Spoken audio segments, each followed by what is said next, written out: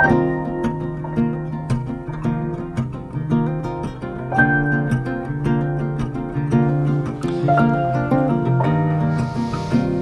there. Well, we've heard many times about oceans of possibilities. But you may have noticed out there in Santa Barbara County and in the country that not everybody is rowing in the same direction right now. Well, welcome to the American experience, right? Wherever you're trying to drive change, you're going to find resistance to change. Now, my specialty, my profession is persuasion. I'm in the business of trying to change people's minds. And just now, at this moment in our cultural history, despite the oceans of possibilities, our national lifeboat is being pulled in very different directions. And I'd like to share ways that you can work with this situation, that you can grow and thrive in it, and even look back on this time as a turning point with a strange silver lining. Now, there's a reason America is divided right now. There's a fundamental cause, and it's not that Americans have suddenly changed. As a country, we've always been divided. King or no king, slavery, no slavery. Women should not have the vote. No, they absolutely should. The country was divided about prohibition, about whether to have income tax, about whether to join in World War I, about which side to join in World War I. It was divided about Social Security, about labor unions, and over every one of those issues that I just mentioned, there were riots and violence. 50 years ago, Martin Luther King Jr. was considered an enemy of the state by more than half the country. I saw that with my own eyes. We have a long history of division, but somehow it feels different now, doesn't it? Yeah, because it is different now in a very significant way. Engineers are involved now. Some of the smartest people in the world are being paid to divide us. These are not amateurs. These are scientists and psychologists and worse. On the domestic front, Facebook, Twitter, cable news, they all profit from our fear and anger. They make money by amplifying our anxiety and inflaming our outrage. None of them started out with that company mission, but it is the result, because people that are happy and optimistic just don't spend all their time going down a conspiracy theory rabbit hole. They go outside and they ride their bikes, and they have block parties. And in Amish country, they build barns for each other. Doesn't that sound awesome, by the way? But in our world, brilliant engineers and strategists are spending all day designing algorithms to grab, hold, and sell your attention. And when they sell that attention, it is for the purpose of manipulating you. And when it comes to grabbing and holding your attention, outrage works better than reassurance. Frightened people stay glued to their screens. Because when people are told they should be scared of something, they search out more information. And depending on who's supplying it, what they find only frightens and confuses them more. And that keeps the cycle going. Disinformation on Facebook spreads 75% faster than the truth. Of course it does, because nobody's going to click on a headline that says, the sun will probably come out tomorrow. But I know people that would click on a headline that says, Democrats seek ban on sunlight. To make things worse, nation-states like Russia and China have armies, but literally armies, of internet trolls and disinformation units sowing division in this country.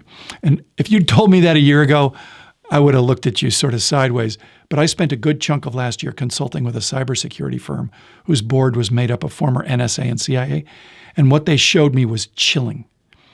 The SVR, formerly the KGB, Russia's Foreign Intelligence Service, they have organized and funded cyber units whose express function is to drive a wedge between Americans. They have special bureaus that are designed to destroy faith in our elections and our regulatory bodies and to suppress our economy. The SVR is spreading vaccine disinformation so that it will keep us sicker longer. These units are part of their national defense policy, because if we're fighting each other, we're not fighting them. And boy, is it working, because it turns out it's super cheap, it's easy to do, and it works. And while we spend trillions of dollars on aircraft carriers and missiles, they're ripping us apart at the seams with a few computers and modems. And our own algorithms are only too happy to spread the infection. And by the way, the irony of me feeding you yet another thing to worry about, that's not lost on me. But I'm not here to get you to click to subscribe. I just want you to recognize that you're not crazy. Things are different. Things are more divided. and overcoming these forces of division and bringing Santa Barbara County closer together, it is a patriotic duty. As HR professionals, you're in the people business. Your profession is helping people help other people. Your job is vital. And it's hard. But it's much harder if everybody hates each other. So what I'd like to offer you today are 3 tips for helping us bridge the divide. Put another way, 3 tips for connecting with people we disagree with.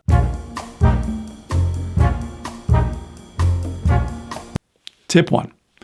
When you are talking with someone you really disagree with, try to remember you are talking to a good person. You think I'm kidding or being sarcastic or ironic. I promise you I'm not. Most people, really, most people are pretty cool. Occasionally, people are real douche waffles, and they can ruin your day, but they are uncommon. But often good people can appear to be irredeemable jerks, but they're really not. So let me ask you, have you ever said or done something for which you needed to apologize? Have you ever yelled at someone who maybe didn't deserve it? Have you ever made fun of someone or said mean things behind someone's back? Have you ever said something sexist or racist, even unintentionally? We all acknowledge that we have said and done some things that actually were pretty uncool. But of all the things you may have done, the only unforgivable thing is being mean to a restaurant server. That's going to stick to you like napalm. You get to the pearly gates and they see that? Oh, yeah. So even if it happened back in 1991, I recommend you go back and apologize now. But in seriousness, we sometimes feel like we're surrounded by jerks because the news and social media have put them in front of us all the time. Reality TV is just an onslaught of human train wreckage. We are being bombarded by the outliers. I'll give you an example. The word terrorist or terrorism appears in roughly 15% of nightly news coverage.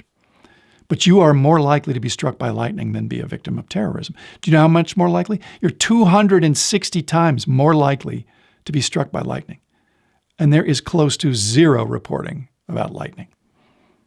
I know people personally who are afraid of terrorism and believe a chunk of the nation's resources should be devoted to fighting it. But they would never give $1 to a war on lightning. They would think that was ridiculous. Have you ever read the book Lord of the Flies or seen the movie? The premise is that a group of schoolboys are shipwrecked, and at first they develop rules and a system of organization. But without any adults to serve as a civilizing impulse, the children eventually become violent and brutal. It was a very dark portrayal of how people are instinctively evil, and they are only restrained from killing one another by the rules of society. So how many of you think that if this happened in real life, events would pretty much play out like they did in that story? Well, it turns out a real-life version of Lord of the Flies did happen in real life. In 1966, a group of boys from the island of Tonga got sick of their school meals and decided to borrow a boat and go out on a little fishing expedition. And when they were out on their jaunt, they ran into a storm, and they spent 8 days lost at sea before they land on a very small island that on the maps anyway was considered uninhabitable. So they set out to build a kind of commune, and they made a vegetable garden, and they used hollowed-out trees for rainwater, and they raised chickens, and they built a badminton court and a kind of gym, and they made makeshift musical instruments, and they had strict sharing of chores, and instead of reverting to primitive savages, they survived and they thrived, and they kept each other's spirits up for more than a year, waiting to be spotted by a passing ship, which eventually did come. The boys are in their 70s now, a lot of them, and most of them are still friends. Because it turns out that human beings are not brutal primates, barely restrained from killing each other, as stories like Lord of the Flies would have you believe. Human beings are hardwired to help one another. You are not surrounded by jerks. You are surrounded by human beings who are occasionally jerks. I've been that jerk. You've been that jerk. So rule 1, tip 1, when talking to anyone, even if you are behaving like a jerk, that doesn't mean they are a jerk. There's a high probability they're a good person who is unaware they are being jerkish.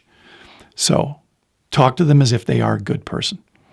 It has been demonstrated in multiple studies that there is a phenomenon called the Pygmalion effect, where you set a high expectation for someone, whether it's a student or a soldier or a county employee, and they will rise to the level of your expectations. Particularly if you express your support and belief in them, and they are emotionally invested enough to not want to disappoint you.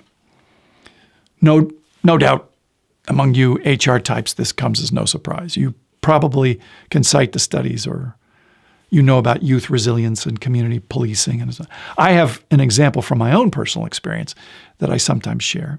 I met my wife when she worked at Toyota, and I worked at Toyota's national advertising agency. And I always found her quite striking, but I wasn't alone in that assessment. And we'd been dating for about 6 months, and I happened to be in her building when she walked by a senior Toyota marketing executive who made a crack after she walked by. It was something like, "Wow, that looked good in both directions." And she stopped and she turned, and I saw this with my own eyes. The expression on her face wasn't offense and it wasn't anger. It was disappointment. And she walked back to this guy and she said, "Richard, that was beneath you." And then she walked away, and I was really impressed. His reaction was like a dog that had been caught eating somebody's birthday cake.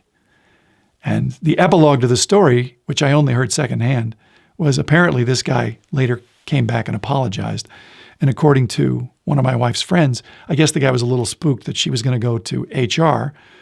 But apparently she said, "Relax, Jerry. Normally you're a really good guy," which to me is brilliant.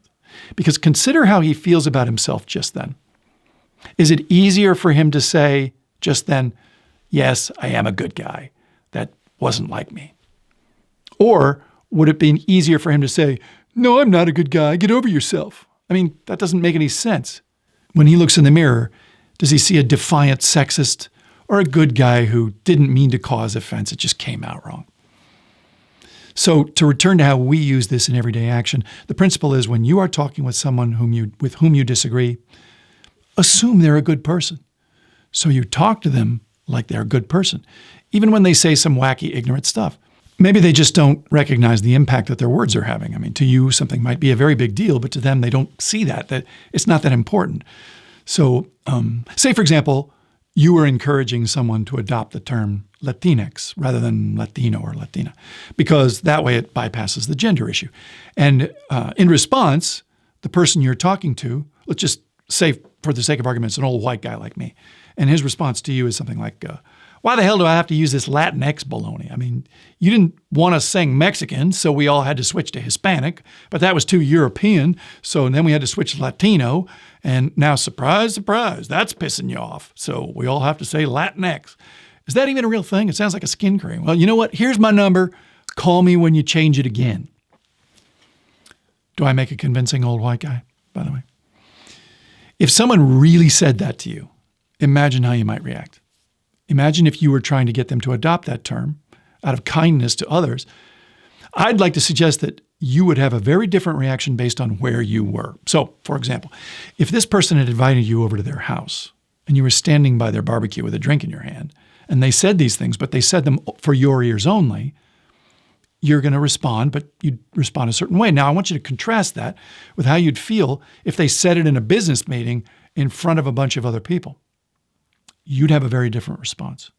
In fact, you might feel a little confrontational because you've been sort of accused of being a little too PC, and you feel obliged to defend yourself. So let's look at this whole thing through a different lens.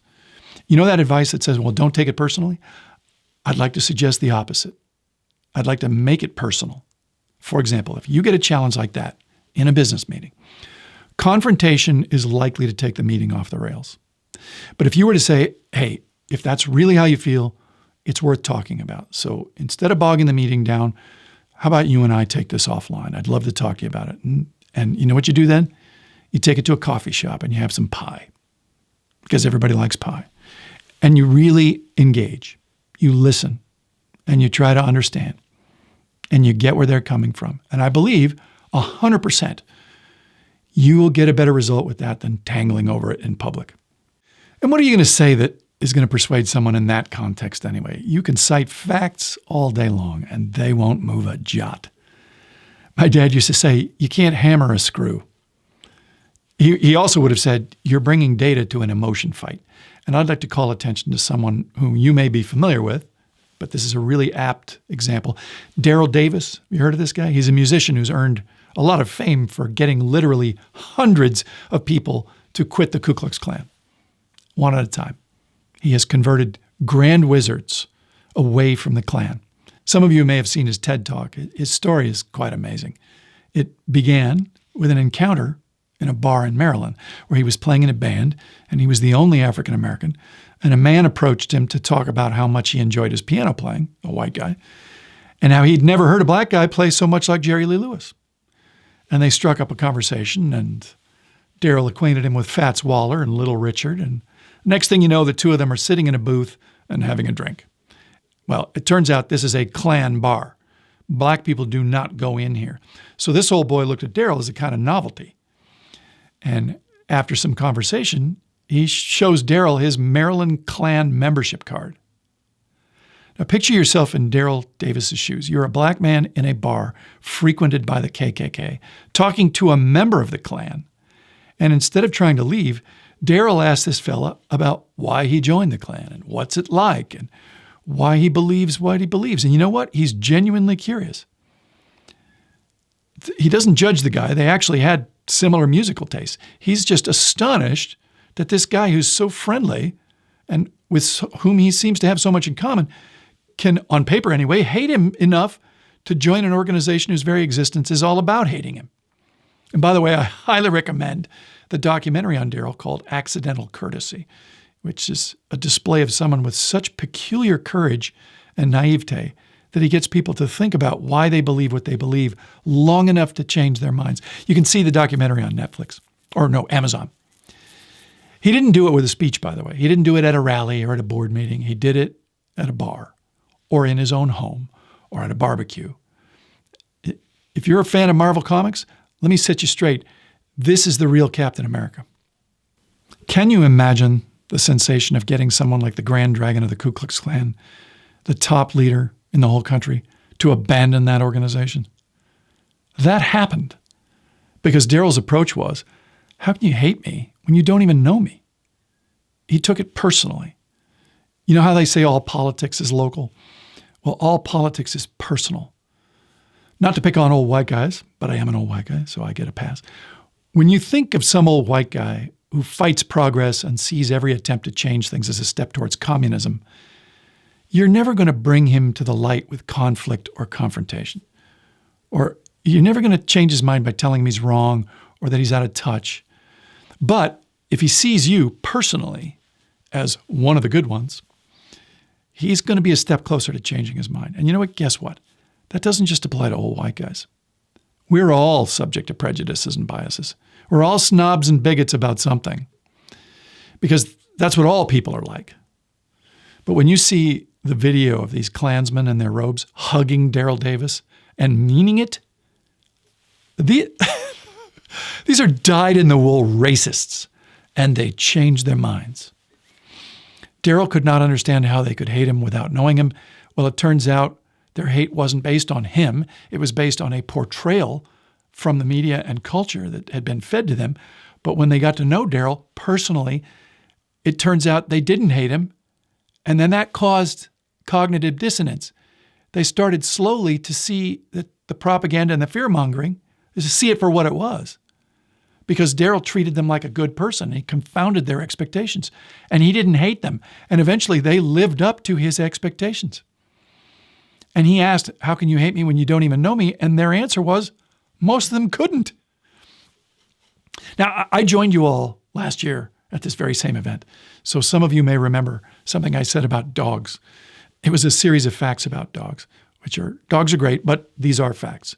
You have to walk them every day. You have to pick up their poop. You have to, you go anywhere, you have to board them, or you got to let some sketchy neighborhood kid in your house to feed them. Most of them shed on everything. When they're young, they chew up everything and they pee everywhere, and they cost a lot of money at the vet. And giving them a bath is like taking a shower with your clothes on. And God help you if they bite someone.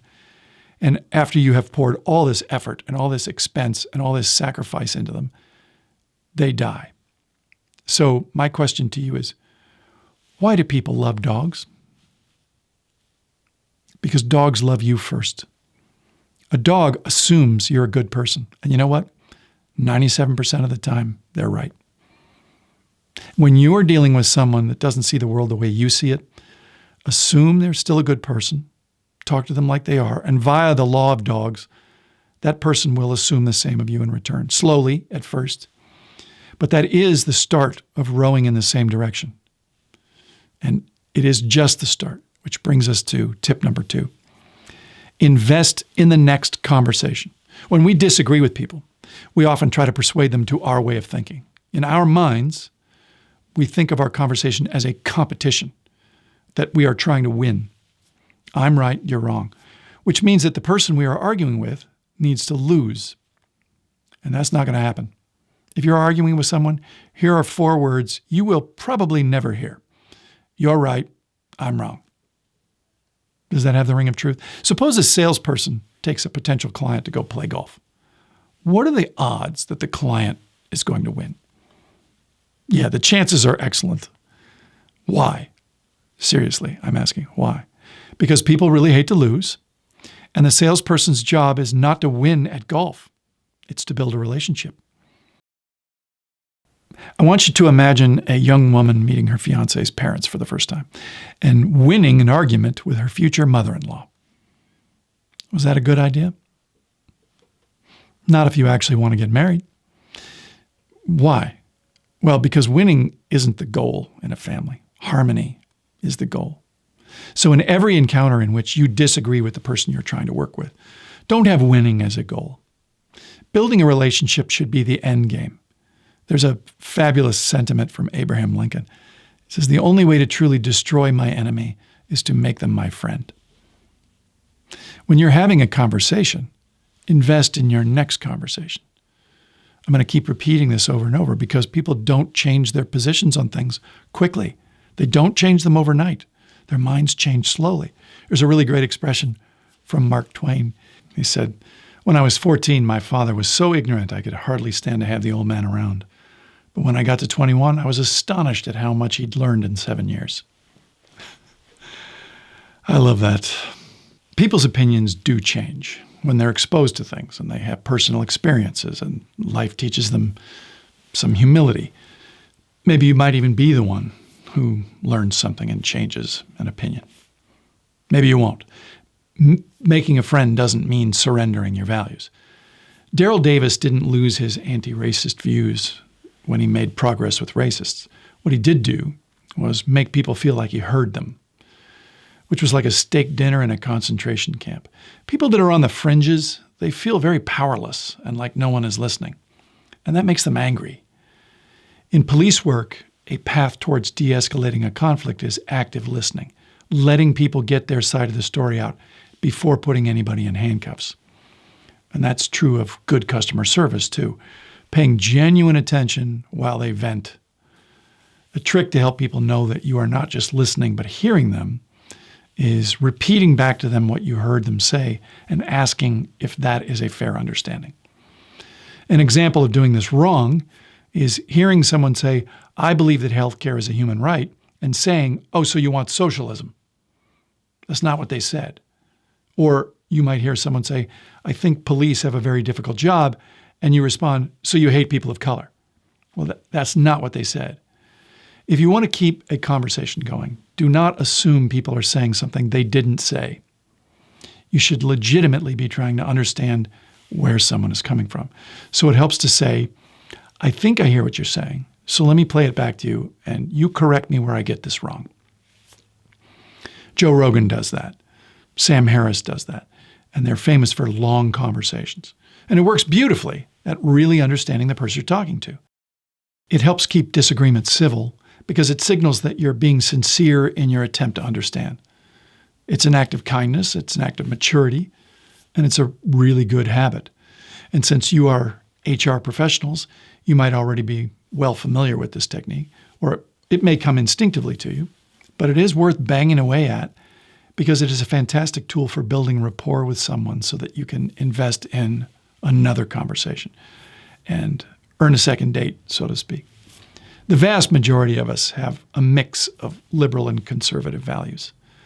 We may be fiscally conservative and socially liberal. We may support our troops and at the exact same time oppose a war. We might own a gun and yet at the same time believe in strict gun control. It is entirely possible to respect police officers and at the same time really want police reform. Most of us don't fit neatly into political or religious or identity boxes. Some people don't neatly identify with a specific gender, right? Well, the same is true of people's politics and their business orientations. They're conservative, but they're liberal curious. And there is evidence that when you call attention to the nuances of someone's thinking, they become less extreme and they become more open in their views. And the opposite is also true. When you oversimplify somebody's position or you tar them with a label, or you identify them strongly as a member of a tribe, they harden and your conflict becomes intractable.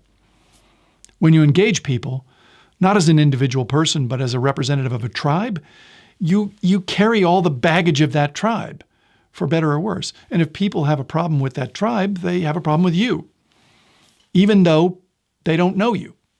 And instead of conversing freely and with an open mind, they revert to winning and losing. So you have to allow yourself to let it be personal, to be you, just you, a human being with nuanced values trying to get a sense of another person with nuanced values. You're like an explorer drawing a map of a new territory. Your job is to produce a detailed map of terrain so that you can navigate it safely. The terrain you're mapping is the nuance of the person's values. Where are the cliffs you don't want to fall off? Where are the swamps you need to go around? Actually, that's a pretty good analogy. The more time a cartographer spends studying the terrain, the more accurate the map. And most of us don't take that time. We just don't. The maps we draw of each other don't really help much. An accurate map of someone is drawn from close observation. Remember that your goal in interaction is not to win. Your goal is to understand and maybe empathize. And if you're trying to drive change, you have to accept that it's not going to happen today. It's highly probable you will run into pushback and resistance, and sometimes it's passive and it's hidden. And all resistance is not without reason. Not everyone sees problems the same way that you do. Everyday garden variety push and pull is good for you. It's useful for keeping things practical and respectful of everyone in the community and keeping us all out of the bubble of orthodoxy. It keeps us from retreating into our own little echo chambers and hardening into ideological stubbornness. Remember, in all likelihood, online algorithms are not feeding you the same news and opinion that they're feeding somebody else. If we take the time to engage sincerely with people who look at the same thing we're looking at, but they see it differently, we become more aware and it helps us grow. And we might not agree with them, but we will understand. For decades I have been an admirer of Toyota and a brand that is sort of synonymous with the principle of continuous improvement. And they're very proud of being an organization that is always improving. And so their attitude about problems is they love problems. You think that when they spot some problem on the assembly line that they get upset? No, they get excited because they know that when they fix that problem, they are that much closer to perfection. I really deeply admire that, about that attitude, about like they look forward to fixing a problem. If we applied that in the county's case, we could find someone who doesn't see the world the way that we see it, and the friction is causing a problem. And this is an opportunity for everyone. It's a part of the ocean of possibilities. It's a possibility for growth, possibility to sand off a sharp edge. It's a possible new relationship. At Toyota, they would consider it an honor to be given the assignment to fix this kind of problem because it would be considered a career advancement opportunity. The problem might not be easy to fix. In fact, it's probably not easy to fix, but that's why it earns points. And the surest path to success is to get dialogue started and make sure that you keep talking so that you keep the door open for more. But sometimes, it just isn't going to work at first. Sometimes somebody is not going to see you as a nuanced whole person. They can see the color of your skin or your gender or your age, and they're going to assign you responsibility for the deeds of your entire cohort. And because some media figure has demonized you on whatever media they consume, they will have no interest in dialogue and just come right out and say so. What then? Well, let's talk about how you're going to feel in that moment. You're probably going to experience what they call the amygdala hijack. This is when your body decides that you are under threat and it switches to survival mode. And your heart starts to beat faster and your adrenaline is released and the stress hormone called cortisol is released, which increases the glucose in your blood and it shuts down non-essential functions. So your mouth gets dry and your palms start to sweat. And your brain switches to fight or flight mode. And in fight or flight mode, your brain doesn't want you wasting time weighing opinions and considering people's feelings. It wants you to fight or to flee. So it practically turns off the prefrontal cortex, the logical part of our brain, the cautious, measured, objective thinking part. And in its place, the amygdala takes over. This is the more primitive emotional part of your mind at the center. And when that part takes over, it grunts. It grunts friend or foe. During an amygdala hijack, you are less in control of your emotions and they are more in control of you. This is when you say things you have to apologize for later. Things that get quoted at Thanksgiving years from now. During a time of division like the one we're living in right now, the possibility of getting caught in an amygdala hijack is excellent. It is in the ocean of possibilities. So my third tip today is on how to beat an amygdala hijack. As soon as you feel yourself starting to cross your arms or experience an unpleasant emotion like anger, stop and breathe slowly and deeply. This is an old Green Beret trick. It seems really silly, but it works gangbusters. Green Berets and Navy SEALs, they need rational, reasoning minds to function under stress. So they do this. They trick their bodies into thinking everything is okay by breathing as if it is. They count to 4 as they take a nice deep breath. Then they hold it for 4 seconds, and then they breathe out for 4 seconds. They hold that for 4 seconds, and then they repeat the process. And this reduces your heart rate and your blood pressure, and your body stops releasing adrenaline and cortisol. And because you're focusing on your breath, it reconnects you with your neocortex, and you return to thinking objectively, and you regain control of your emotions. And while you are engaged in the deep breathing, really experience the change. This is the second part of it. Experience what you're feeling. Observe your feeling. Acknowledge that you're having those feelings. And they have a term for this. They call it name it to tame it. Neurolinguistic programming is big on this. Instead of just feeling anger, NLP directs you to say to yourself, I feel myself getting angry. And by labeling the emotion, you have walked back one step from the actual experience of the emotion. It reduces the intensity of the emotion. Stanford research has shown that this distances you from the emotion because you're observing it instead of experiencing it. And this shuts the amygdala down even more. And by the way, NFL place kickers who practice this technique, they report a kind of weird phenomenon, and that is a brief feeling of euphoria as they feel their calm return and their control return. And these guys actually get addicted to the super high pressure kicks. And just like those place kickers, when you feel centered again, you can re-engage. So take a minute and picture yourself in the past in a moment when you really lost your temper or you got really upset. Just go back there and imagine, instead of getting upset and saying something mean or angry or defensive, imagine instead, picture yourself taking a deep, even breath and experiencing the sensation as you feel, oh, I'm getting angry, I'm getting upset. And then you start to feel yourself get control over your emotions. This is one of those times when I really wish we were all together in the same room, because this is a fantastic exercise that primes you for the moment in the future when you need it. What I would do is have someone talk about the time they lost their temper over something. Just really describe it in detail and describe the emotion they felt and what it made them do or say. And then in turn, what kind of wreckage that caused. And then I'd have them relive the whole experience, but with a different approach, which is that when they started to feel themselves feeling threatened or anxious, they stopped and they breathed deeply and evenly and they observed their feelings and they acknowledged them and they kept breathing. And then they enjoyed that sensation of getting back in control and then meditating on what they would have done or said differently. This technique it's kind of life-changing. I'm not kidding. The trajectory of the entire event and its impact on your life completely changes.